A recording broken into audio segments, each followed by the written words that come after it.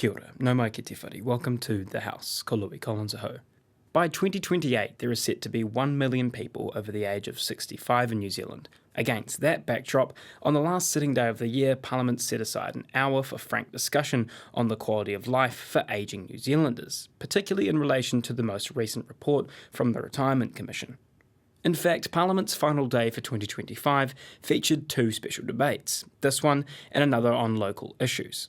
Special debates have been a fixture of the House's schedule since a change to the rules in 2020, which now require 7 hours of special debates a year. In 2025, special debates covered topics including banking competition, energy and long-term issues.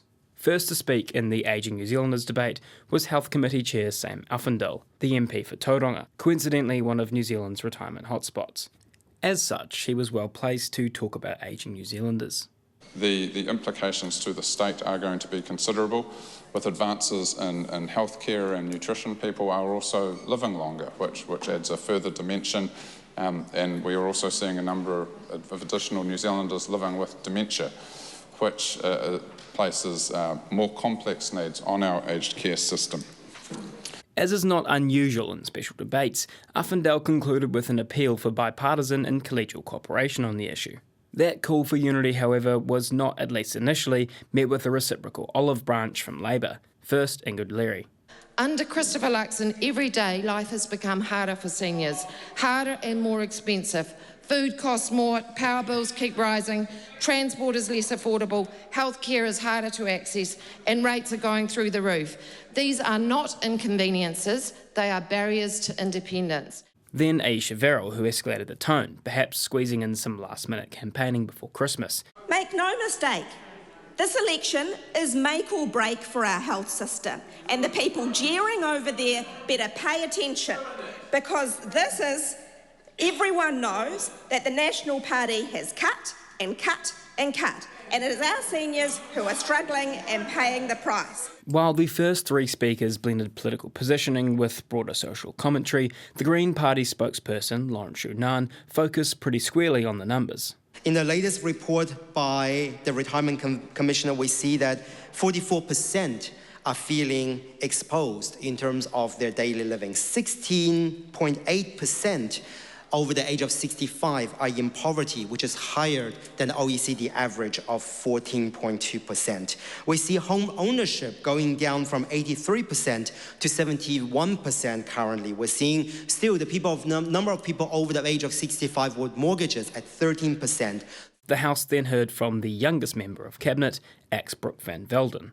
While earlier speakers emphasised the scale of the challenge, Van Velden focused on opportunities presented by innovation and technological change in aged care. I believe it is one of the best times ever to be an ageing New Zealander. It is better than so many years of the past because we have people who are living longer than ever. We have so many new, exciting medicines constantly being innovated. Although no party can rely on automatic support from any one group, political reputations endure for a reason. Just as Labour is often associated with teachers, National with farmers and the Greens with students, New Zealand First has long positioned itself as a strong advocate for older New Zealanders.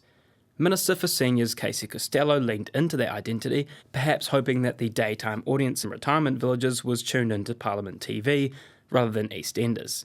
I am absolutely thrilled to be able to take a call in this important debate as a New Zealand First member and on behalf of my party, who has an unrivalled record of delivering a better quality of life for older New Zealanders.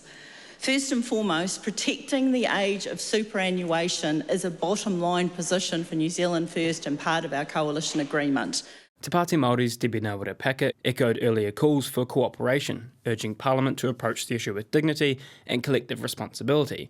What I would hate us to do is to debate the opportunities and the solutions, because we do have an ageing population and they deserve us to all work together in dignity with respect that they have bestowed into all of us.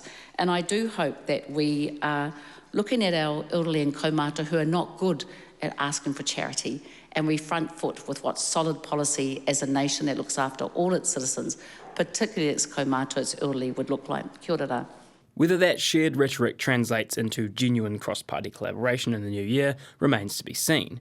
But as New Zealand's population continues to age, the issue will become increasingly hard for MPs to prevaricate on. I te whakarongo koe ki te whare. You've been listening to The House, a programme made with funding from Parliament's Office of the Clerk. Mātua.